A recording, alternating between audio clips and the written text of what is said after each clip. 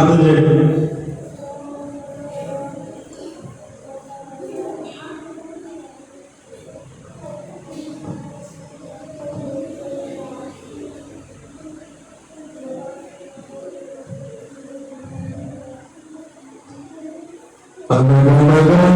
సమూయేలు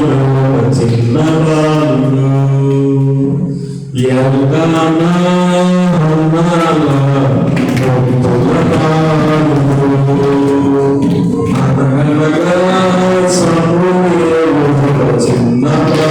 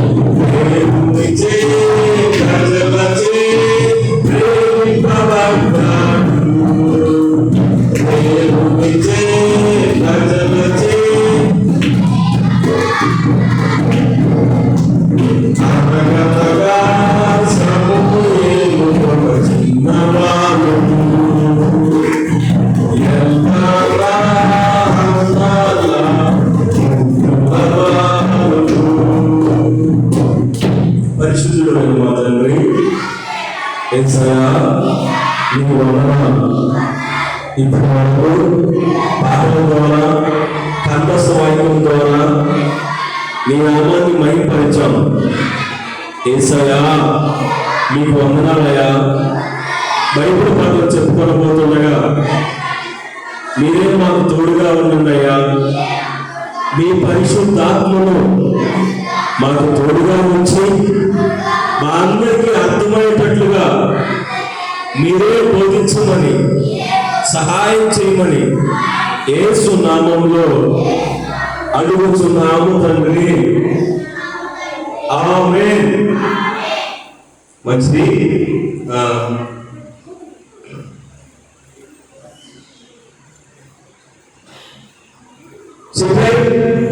అందరు లైన్ లో కూర్చోండి. మీకు లైన్ లేదు అసలు. చాలు, లైన్ చూసుకోండి. కొద్దిగా సరే సరే సరే సార్, వెరీ గుడ్, మంచిది. ఈ వారం కూడా మనం బైబిల్ పాఠాలు చెప్పుకుందాం. చప్పటి ఒకసారి గట్టిగా గట్టిగా. ఈ వారం మన బైబిల్ పాఠం పేరు గిద్యోను. ఏంది? గిద్యోను గురించి మనం చెప్పుకుందాం. ఏం జరిగిందంటే, ఇశ్రాయేలు ప్రజలు ఎక్కడి నుంచి ఎక్కడికి వెళ్ళారు? ఐగుప్తు నుంచి కానాను దేశానికి వెళ్ళారు. ఇప్పుడు వెళ్ళి అక్కడ నివసిస్తా ఉన్నారు. అక్కడ నివసిస్తా ఉంటే ఏం జరిగిందంటే, ఆ దేశంలో ఇంతకు ముందు నివసించిన వాళ్ళు విగ్రహాలని ఆరాధించేవాళ్ళు. ఏం చేసేవాళ్ళు? విగ్రహాలని ఆరాధించేవాళ్ళు. ఉదాహరణకి బయలు అనే ఒక దేవత ఉంది. ఏ పేరు? బయలు అనే ఒక దేవత ఉంది. ఆ విగ్రహాన్ని చేసుకొని వీళ్ళు ఆరాధించేవాళ్ళు అన్నమాట. అలా ఆరాధిస్తూ ఉంటే ఇక అదే ఆచారాన్ని వీళ్ళు కూడా కంటిన్యూ చేశారు. ఎవరు? ఇశ్రాయేలు ప్రజలు అదే ఆచారాన్ని, ఓహో వీళ్ళు కూడా దేవుడే కావాలనుకొని అలా చేశారు. అప్పుడు దేవుడికి కోపం వచ్చింది. ఏమొచ్చింది? దేవుడికి కోపం వచ్చింది. కోపం వచ్చి ఇంకేం చేశాడు తెలుసా? మీ సంగతి ఎలా ఉందా అని చెప్పేసి అక్కడ శత్రువులు ఉండేవారు. వేరే దేశంలో వేరే ఊళ్ళో వాళ్ళు ఉండేవారు.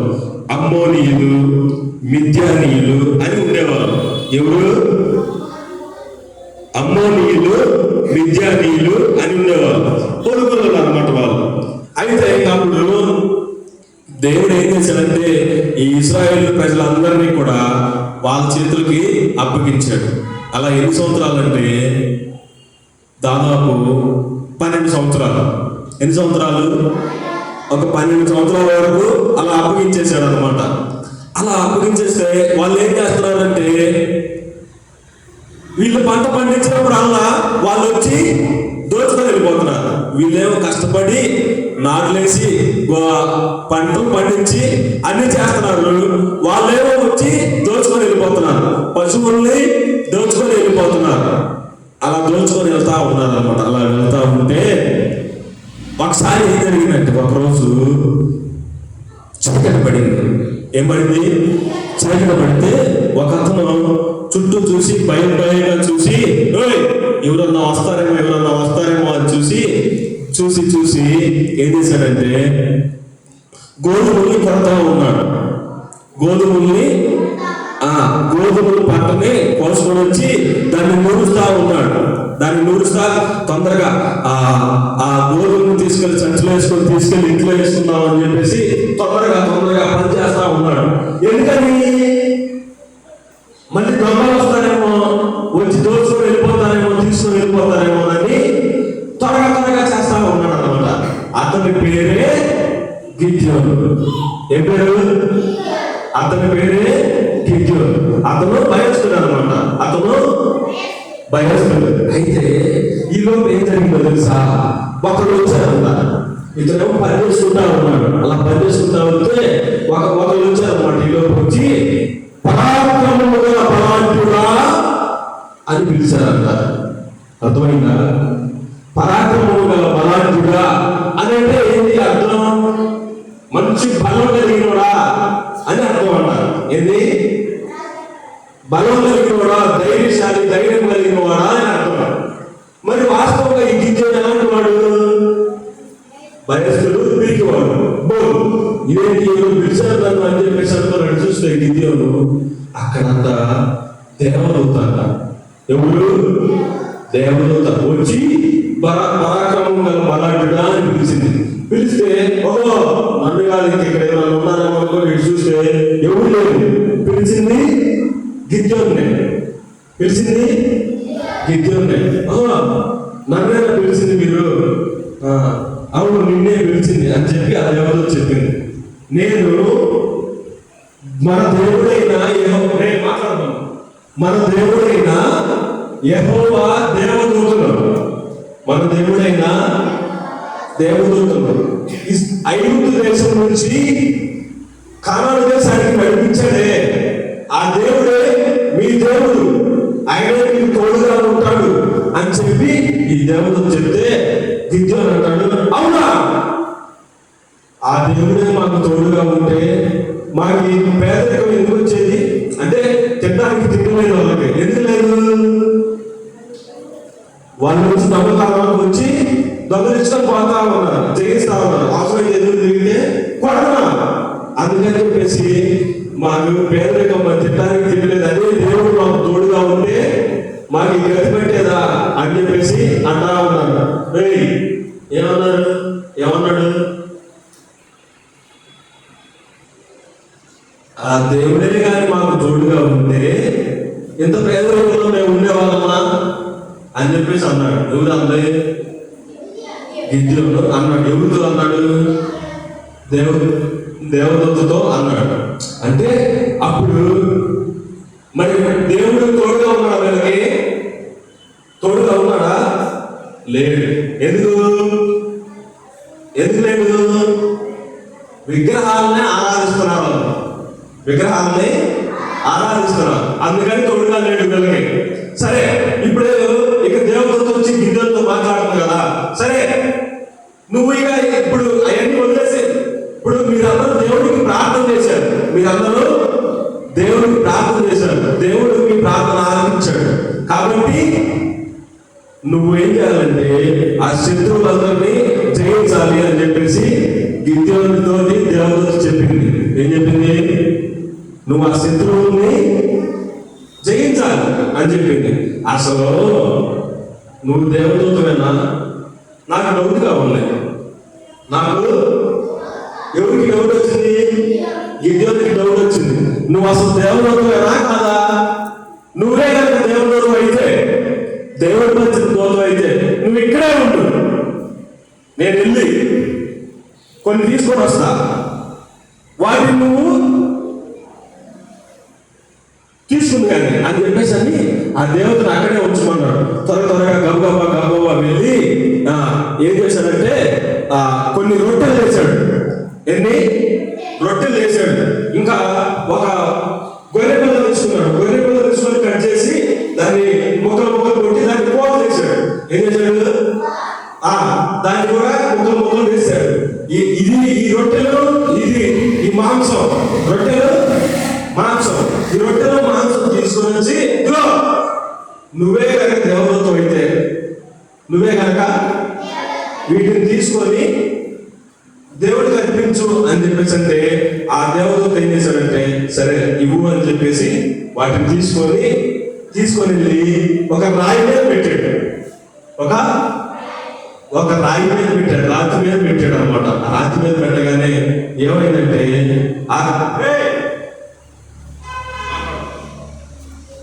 రాతి మీద పెడితే ఏమైందంటే ఆ రాయిలో నుంచి మంట వచ్చింది. రాయిలో నుంచి మంట వచ్చి దాన్ని కాల్చి వేసిందంట. ఆ మాంసాన్ని, ఆ రొట్టెల్ని కాల్చి వేసింది. అర్థమైందా మీకు? గిద్యోనుకి డౌట్ వచ్చింది. ఏమని? అసలు దేవతత్వా కాదా అని డౌట్ వచ్చింది. డౌట్ వచ్చినప్పుడు వెళ్ళి గమాలు వెళ్ళి ఒక గొర్రె పిల్ల మాంసమును రొట్టెలు తీసుకొని వచ్చి అక్కడ పెడితే దేవదూత రాయి మీద పెడితే రాయి మీద నుంచి మంట వచ్చింది. మంట వచ్చి కాల్ చేసింది. ఇదిగో ఇప్పటికైనా నమ్ముతావా నేను దేవదూతని అని చెప్పేసి అంటే నిజమే మా నీకు వందనాలు అని చెప్పేసి అన్నాడు. ఇక దేవదూత మాయమైపోయింది. ఏమైంది? మాయమైపోయింది. అప్పుడు సంతోషపడతామంటే గిద్యోను, దేవదూత నా దగ్గరకు వచ్చాడు, నాతో మాట్లాడాడు, అబ్బా సంతోషపడతా ఉన్నాడు. ఇంకా సంతోషపడతా ఉంటే ఆ ఊర్లో అక్కడ ఒక విగ్రహం ఉంది. ఏ విగ్రహం అంటే బయలు విగ్రహం. ఏంటి విగ్రహం? ఇది దేవుడు కాదు, ఇది దేవుడు కాదు, దీన్ని పడగొట్టాలని చెప్పేసి నైట్ పూట, రాత్రి పూట అందరూ నిద్రపోయే టైంలో ఏం చేశాడంటే ఒక ఇనప రాళ్ళు తీసుకొని లేదంటే వడలు తీసుకొని వెళ్ళి ఆ విగ్రహాన్ని పడగొట్టేశాడు. విగ్రహాన్ని లేకుండా చేశాడు అక్కడ. ఇంకా తెల్లారి పొద్దునైంది. ఇంకా పెద్దలందరూ లేచి తిరుగుతా చూస్తా ఉన్నారు. చూస్తే ఏముంది అక్కడ? విగ్రహం లేదు, పడిపోయి ఉంది, కింద పడిపోయి ఉంది. ఎవరుగా ఈ పని చేసింది? అసలు దేవుడి విగ్రహాన్ని పడగొట్టారేంటా? ఎవరు ఈ పని చేసింది అని చెప్పేసి అనుకుంటే ఎవరు చేస్తుంటారు? అబ్రహామా? చేయడు కాదు. యాకోబా? కాదు. ఇంకెవరు చేస్తుంటారు? ఎవరు అప్పుడు చెప్తున్నారంట, గిద్యోను రాత్రి ఇక్కడే తిరిగాడు, ఇక్కడికడే తిరిగాడు. గిద్యోను చేస్తుంటాడంటే నిజమే గిద్యోను చేస్తుంటాడు అని చెప్పేసి అనుకొని ఇక గిద్యోనే ఖాయం చేశారు. ఏం చేశారు? కన్ఫర్మ్ చేశారు. గిద్యోనే ఈ పని చేశాడు అని కన్ఫర్మ్ చేసి ఆ పెద్దలందరూ వెళ్ళి గిద్యోను గిద్యోను అంటే గిద్యోను రాలా ఇంట్లో నుంచి బయటికి. వాళ్ళ నాన్న వచ్చాడు బయటికి. ఎవరు? వాళ్ళ నాన్న పేరు ఏం పేరంటే యోవాషు. ఏం పేరు? యోవాషు. ఏం పేరు? యోవాషు వాళ్ళ నాన్న పేరు. బయటకు వచ్చి ఏంటంటే అందరూ వచ్చారు. ఏంటంటే మీ వాడు విగ్రహాన్ని పడగొట్టాడు, వాడు చచ్చిపోవాలి ఈరోజు అని చంపేస్తా బయటికి మీరు అని చెప్పేసి అంటే ఎవరిని చంపారు మీరు? ఏమనుకుంటున్నారు? బయలు దేవుడైతే విగ్రహం ఉంది కదా, ఆ విగ్రహం దేవుడైతే ఆ దేవుడే చంపేస్తారు మా వాడిని. అర్థమైందా మీకు? విగ్రహం దేవుడు అనుకో, బయలు మీరు దేవుడే పూజిస్తున్నారు కదా, ఆ దేవుడే నిజమైన దేవుడే అయితే ఆ దేవుడే చంపేస్తారు, మీరు చంపాల్సిన అవసరం లేదు. కానీ మా వాడు దేవుడు నిజమైన దేవుడు యెహోవా దేవుడని అనుకొని యెహోవానే పూజించాలి మనం అందరం అనుకొని ఆ విగ్రహాన్ని పడగొట్టాడు. యెహోవాయే దేవుడైతే మన శత్రువులందరినీ చంపేస్తాడు అని చెప్పేసి వీళ్ళిద్దరూ పద్యం రాస్తున్నారు. అర్థమైందా మీకు? ఎవరు? గిద్యోను వాళ్ళ నాన్న. ఏం పేరు? ఆ పేరు యోవాషు. యోవాషు వాళ్ళతో ఎవరు? ఆ ఊళ్ళో కొంతమంది పెద్దలు, ఆ ఊళ్ళో పెద్దలు అని చెప్పేసి అట్లా పని కట్టుకొని వెళ్ళిపోయాడు. ఇంక ఇప్పుడు గిద్యోను ఏం చేశాడు తెలుసా? గిద్యోను అన్నా మన వంశీయులు అందరినీ పిలవండి, మా వంశంలో ఉన్న వాళ్ళందరినీ పిలవండి, ఇంకా మన అన్నదమ్ములు ఎవరంటే వాళ్ళందరినీ పిలవండి అని చెప్పేసి ఇశ్రాయేలు ప్రజలందరిలో అందరినీ పిలిచాడంట. అలా పిలిస్తే వాళ్ళందరూ వచ్చారు, చాలా మంది వచ్చారంట. చాలా మంది వస్తే అప్పుడు అన్నా రే మా తమ్ముడు అన్నా దేవదూత నా దగ్గరకు వచ్చింది, దేవదూత నా దగ్గరకు వచ్చింది, నేను మీకు తోడుగా ఉంటా, వాళ్ళ మీద మీకు చేయమిస్తా, వాళ్ళ మీద కలండి, యుద్ధం చేయండి, నువ్వు గెలుస్తావు అని చెప్పి నాకు చెప్పాడు అన్నా. అంటే వాళ్ళు నమ్మారు. ఇప్పుడు గిద్యోను అంటే నమ్మాడు. ఎలా నమ్మాడు? దేవుడికి ఒక టెస్ట్ పెట్టాడు. ఏ టెస్ట్? మాంసం రొట్టెలు తీసుకొచ్చాడు, అది కాల్చమన్నాడు, రాయిలో నుంచి పండు వచ్చి కాల్చింది. ఇప్పుడు వీళ్ళందరూ కూడా నమ్మాలా? వీళ్ళందరూ కూడా నమ్మాలి. నమ్మాలంటే అప్పుడు దేవుడు మళ్ళా దేవుడు అడిగాడు, దేవా తండ్రి ఒక్కసారి వీళ్ళందరూ నేను మళ్ళా నమ్మేటట్లుగా నీవే యెహోవా దేవుడు అయితే ఇదిగో గొర్రె బొచ్చుంటుంది కదా, గొర్రెలు పైన బొచ్చుంటుంది కదా వెంట్రుకలు, ఆ బొచ్చుని గీకినప్పుడు ఆ బొచ్చుందంట, చాలా బొచ్చుందంట, ఆ బొచ్చునంతా అక్కడ పరిచి ఇదిగో ఈ ఊరంతా మంచు పడాలి, ఊరంతా మంచు పడాలి, ఈ గొర్రె బొచ్చు మాత్రం మీద మంచు పడకూడదు. అర్థమైందా మీకు? టెస్ట్, దేవుడికి ఒక టెస్ట్ పెట్టాడు అనమాట. నువ్వే నిజమైన దేవుడు అయితే, నువ్వే మాకు తోడుగా ఉంటే, మాకు తోడుగా ఉంటానని చెప్పింది నిజమైతే ఇదిగో ఈ కార్యం చెయ్యి, మేము అప్పుడు నమ్ముతాం. మేము అప్పుడు ఏం టెస్ట్ పెట్టాడు ఇప్పుడు దేవుడికి? ఊరు మొత్తం మంచు పడాలి, కానీ ఆ గొర్రె బొచ్చు మాత్రం, ఆ గొర్రె బొచ్చు చాలా ఏడాలనుకుంటుంది, సుమారు ఎంత ఏడాలనుకుంటుంది అనుకోండి, దీని మీద మాత్రం మంచు పడకూడదు అని చెప్పేసి అన్నాడు. ఇక్కడ చీకటి పడింది, తెల్లారిన తర్వాత మంచు పడిందిగా, ఎండ వచ్చింది కాంత. అప్పుడు చూస్తే ఊరు మొత్తం మంచు ఉందంట, ఆ బొచ్చు మీద మాత్రం మంచు పడలేదంట. మంచు అప్పుడు నమ్మారంట, ఓహో నిజంగానే దేవుడే, నిజంగానే దేవుడే చెప్పాడు అంటే ప్రభు ఇంకొక ఛాన్స్ అని చెప్పేసి మళ్ళీ గిద్యోను బచ్చలాడితే ఇదిగో ఈసారి ఊరు మొత్తం మంచు పడకూడదు, దీని మీదే మంచు పడాలి. అర్థమైందా మీకు? రాత్రి ఏం జరిగింది? ఊరు మొత్తం మంచు పడింది, దీని మీద మంచు పడాలి. సరే ఈ రోజు ఏం జరగాలి బాబు? ఈ రోజు అయితే ఏం చేస్తామంటే ఊరు మొత్తం మంచు పడకూడదు, దీని మీదే మంచు పడాలి. చెప్పేసానంటే ఇంకా అప్పుడు సరే అని చెప్పేసి దేవుడు చీకటి పడింది, తెల్లారైంది, మంచు పడింది. ఊరు మొత్తం మంచు పడలేదంట, ఊరి కొంచెం మాత్రమే మంచు పడిందంట. ఆహా, చప్పట్లు కొట్టండి ఇప్పుడు అందరూ ఒకసారి, చప్పట్లు కొట్టుకోండి. నిజంగా ఇప్పుడు దేవుడా కాదా? దేవుడా కాదా? కదా. అప్పుడు వాళ్ళందరూ నమ్మారంట. వాళ్ళందరూ నమ్మి అన్నా ఇదిగో నిజంగా దేవుడే నాకు చెప్పిందని చెప్పేసి అందరూ నమ్మి ఇక పదండి రాబాబు, వాళ్ళ మీద యుద్ధం చేద్దాం మనం. ఎవరి మీద? వీళ్ళని దోచుకుని వెళ్తున్నారే దొంగలు, వాళ్ళ మీద. ఎవరు? అమ్మోనీయులు, మిద్యానీయులు. ఎవరు? మిద్యానీయులు. పదండి వాళ్ళ మీద యుద్ధం చేద్దాం అని చెప్పేసి బయలుదేరారు అందరూ. వాళ్ళు ఎంతమంది ఉన్నారంటే అందరూ 32,000 మంది ఉన్నారంట. ఎంతమంది? 32,000 మంది ఉన్నారంట. అందరూ బయలుదేరితే యుద్ధానికి బయలుదేరారు వాళ్ళ మీద. వాళ్ళు చాలా మంది ఉన్నారంట. వాళ్ళు చాలా మంది ఉన్నారు. ఎవరు? అమ్మోనీయులు, మిద్యానీయులు చాలా మంది ఉన్నారు. అయినా వీళ్ళు 32,000 మందే ఉన్నారు. బయలుదేరితే అప్పుడు దేవుడు చెప్పాడంట, గిద్యోను వీళ్ళు చాలా ఎక్కువ, ఇంతమంది అవసరం లేదు మీకు. వీళ్ళలో భయం ఎవరికైతే ఉందో, ఎవరైతే పిరిగ్గా ఉన్నారో, ఎవరైతే ధైర్యం లేకుండా ఉన్నారో వాళ్ళందరినీ ఇంటికి పొమ్మను అని చెప్పి దేవుడు చెప్పాడు. దేవుడు చెప్తే గిద్యోను వాళ్ళకి అలా చెప్పాడు, మా అనలారా అయ్యలారా, మీలో ఎవరికైనా భయం ఉంటే, మీలో ఎవరికైనా భయంగా ఉంటే వాళ్ళందరూ ఇంటికి వెళ్ళిపోండి. వాళ్ళందరూ ఇంటికి వెళ్ళిపోండి అంటే ఎంతమంది వెళ్ళారు తెలుసా? 22,000 మంది వెళ్ళిపోయారు. ఎంతమంది? అసలు మొత్తం ఉంది ఎంతమంది?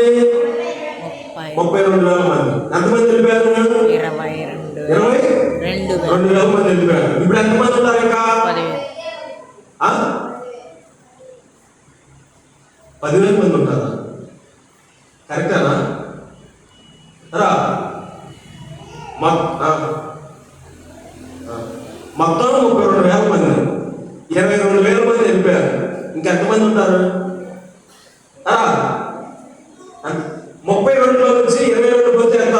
22 తీసేస్తే 32లో నుంచి 22 తీసేస్తే ఎంత? 32లో నుంచి 22 తీసేస్తే ఎంత? 10. కరెక్టేనా? 10,000 మంది ఉన్నారు. ఇప్పుడు ఎంతమంది ఉన్నారు? 10,000 మంది ఉన్నారు. ఈ 10,000 మంది చాలు అని చెప్పేసి అనుకొని నడుచుకుంటూ వెళ్తా ఉంటే దేవుడు మళ్ళీ గిద్యోనుతో చెప్తున్నాడంట, గిద్యోను వాళ్ళు కూడా ఎక్కువే, నీకు అంతమంది కూడా అవసరం లేదు గిద్యోను అంటే. అప్పుడు సరే ప్రభు అని చెప్పేసి ఒక టెస్ట్ పెట్టాడు వాళ్ళకి. ఏం టెస్ట్ అంటే, ఒక చెరువు ఉందంట, అక్కడ ఒక లోయ చెరువు ఉంది. ఆ చెరువులో అందరూ నీళ్ళు తాగడానికి వెళ్ళండి అని చెప్పేసి అన్నాడు. అందరూ నీళ్లు తాగడానికి వెళ్ళండి అని చెప్పేసి అన్నాడు. అలా అంటే అప్పుడు అందరూ నీళ్లు తాగడానికి వెళ్ళారు. కొంతమంది ఏమో నీళ్లు ఇట్లా చేతులతో తీసుకొని తాగారు. కొంతమంది ఏమో నీళ్లు, ఇప్పుడు చెరువు ఉందా, కాలువ ఉంది, కాలువలో మంచినీళ్ళు వెళ్తా ఉన్నాయి. ఎలా తాగుతున్నారు అందరూ? ఇలా చేతులతో తీసుకొని తాగేవాళ్ళు కొందరు. కొంతమంది ఏం చేశారు తెలుసా? డైరెక్ట్ గా మూతి నీళ్ళలో పెట్టారు. ఏం చేశారు? కుక్క తాగిద్దాక. ఎవరు తాగారు? కుక్క నీళ్ళు తాగి సరే. ఇప్పుడు మీరు ఎలా తాగింది? మూతి అంటే పెట్టి అలా తాగింది, అవునా? కొంతమంది ఏమో అలా తాగారంట, కొంతమంది ఏమో చేతులతో తీసుకొని తాగారు.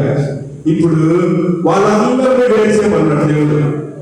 వాళ్ళందరినీ, మీరు ఎవరైతే కుక్క తాగినట్టు తాగారో వాళ్ళు పక్కన ఉండండి, చేతులతో తాగారో వాళ్ళు పక్కన ఉండండి అని చెప్పేసి అన్నారు. ఇప్పుడు చేతులతో తాగిన వాళ్ళు ఎంతమంది ఉన్నారు తెలుసా? 300 మంది. ఎంతమంది? 300 మంది. కుక్క తాగినట్టు తాగిన వాళ్ళు ఎంతమంది ఉన్నారు తెలుసా? కుక్క గతికినట్టు గతి తాగిన వాళ్ళు ఎంతమంది ఉన్నారు? మిగతా వాళ్ళు 9,000. 700 కాదు, 9,700. ఎంతమంది?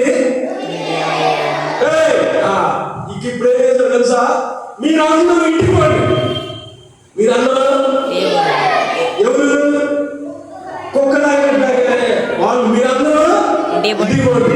ఈ 300 మంది చాలు అని చెప్పేసి చెప్పాడు అంత దేవుడు.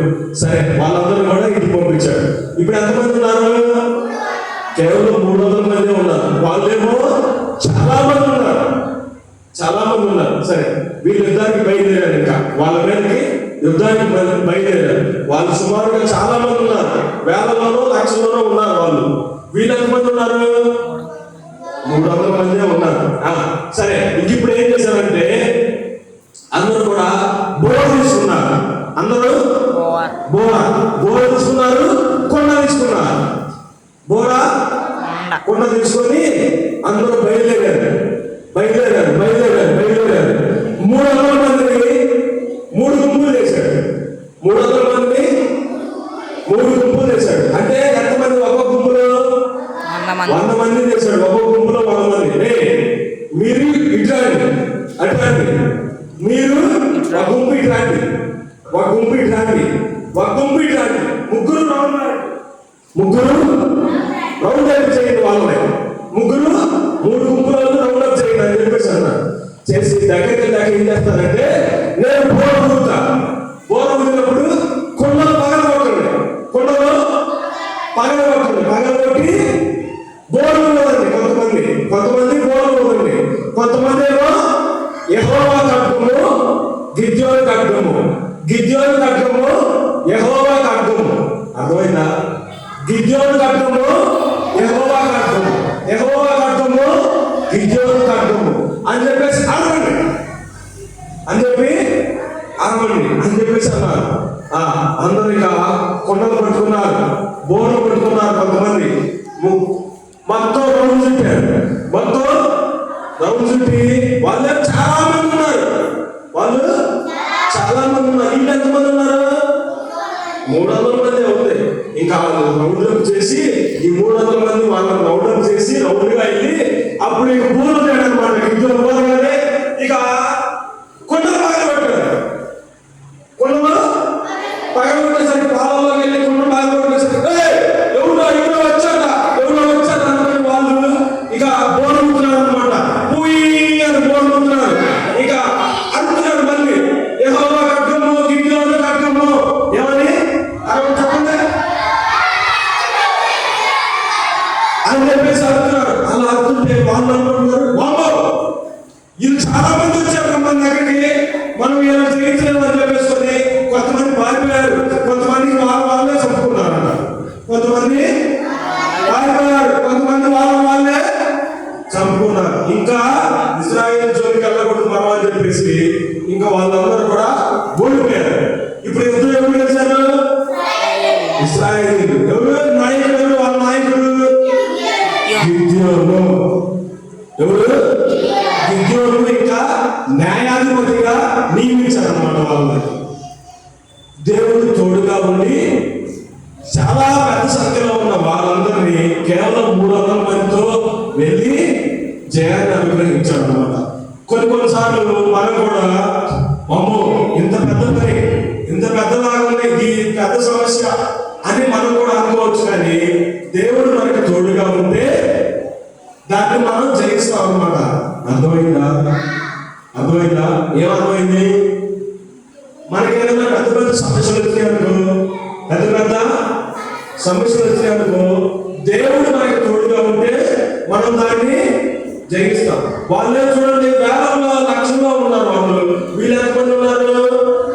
కేవలం 300 మంది. ఇప్పుడు గెలిచారా లేదా? గెలిచాడు. కాబట్టి దేవుడు తోడుగా ఉంటే జయమో దేవుడు మనకు అనుగ్రహిస్తాడు అన్నమాట. మంచిది. బైబిల్ తీయండి కాదు.